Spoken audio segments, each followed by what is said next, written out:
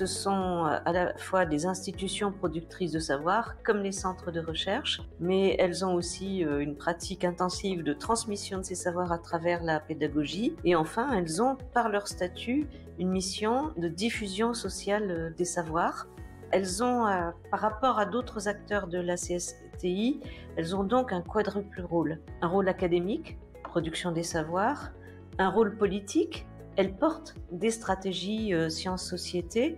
un rôle opérationnel, elles développent des actions, elles forment des professionnels de la médiation, et enfin un rôle partenarial parce qu'elles ne peuvent rien faire seules. Elles pourraient faire seules, mais elles ne peuvent pas le faire raisonnablement puisqu'elles n'ont pas les moyens ni les forces d'être le seul acteur de diffusion des savoirs et de culture scientifique auprès de la société. Donc elles ont pour la plupart des liens avec toutes sortes d'acteurs de la culture scientifique qui ne sont pas académiques, et ça va des institutions comme les musées de sciences, en passant par les centres de sciences, les associations d'animation, et comme d'autres acteurs de la CSTI, elles ont beaucoup recours aussi à ce qu'on appelle aujourd'hui les indépendants.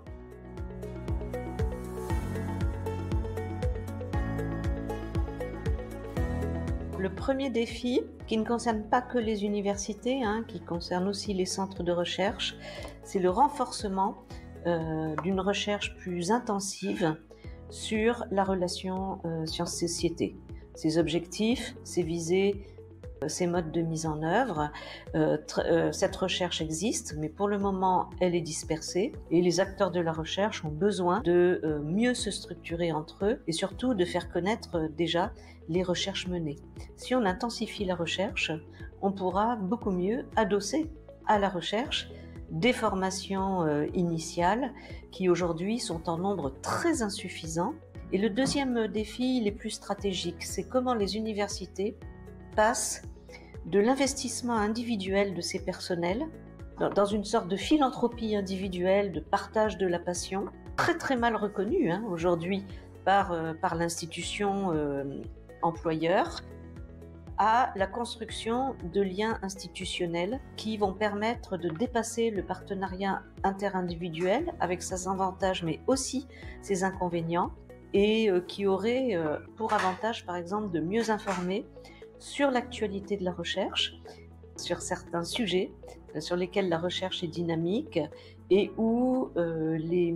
acteurs de la culture scientifique manquent parfois un peu de repères, tout simplement parce que les communautés scientifiques vont être moins actives vers la société dans certains domaines, notamment des domaines émergents, que dans des domaines plus stabilisés comme l'astronomie, la physique, etc.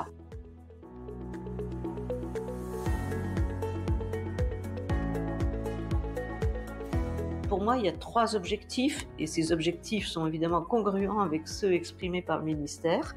Tout d'abord, structurer en interne et structurer toutes les relations externes. Le deuxième objectif, c'est de mieux qualifier le rôle des universités, ne pas répliquer, mais bien creuser, j'allais dire sa différence, mais en tout cas creuser la spécificité de son rôle.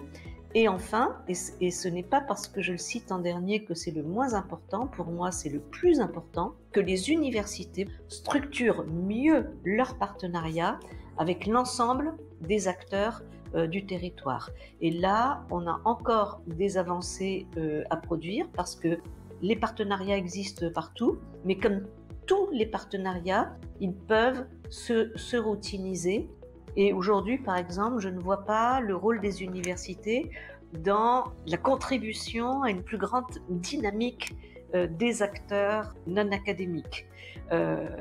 Ces exemples sont relativement rares et donc les universités n'ont pas seulement à fournir du temps de travail de chercheurs, mais elles ont à dialoguer avec les collectivités territoriales pour renforcer là où ça existe déjà et rappeler là où ça n'existe pas encore que les collectivités doivent s'impliquer dans la culture scientifique. C'est une compétence partageable, elle relève de la clause de compétence générale et on constate une très grande inégalité d'investissement des collectivités territoriales qui ont été moins bien structurées et moins bien poussées à le faire qu'elles ne l'ont été, par exemple, dans la culture au sens plus traditionnel du terme.